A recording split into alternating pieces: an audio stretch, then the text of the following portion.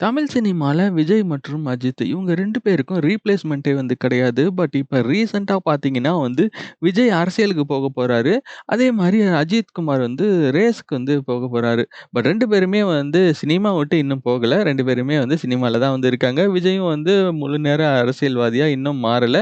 ஏன்னா இன்னும் ஒரு படம் பாக்கி இருக்கு. அந்த படம் முடிஞ்சதுக்கு அப்புறம் தான் விஜயும் முழு நேர அரசியல்வாதியா மாறப்போறேன் அப்படின்ற மாரி சொல்லியிருக்காரு.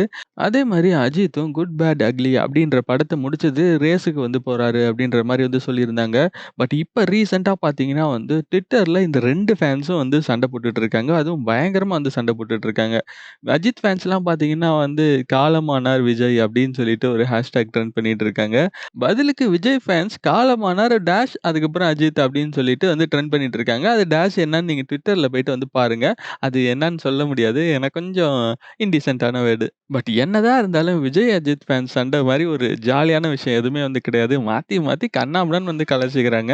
அதுவும் ஜாலியா தான் இருக்கு. அப்புறம் நமக்கு என்னதான் என்டர்டெயின்மென்ட் படம் தான் நல்லா இல்ல. இப்படி சண்டை போட்டுட்டாவது ஜாலியா இருக்கலாம்ல.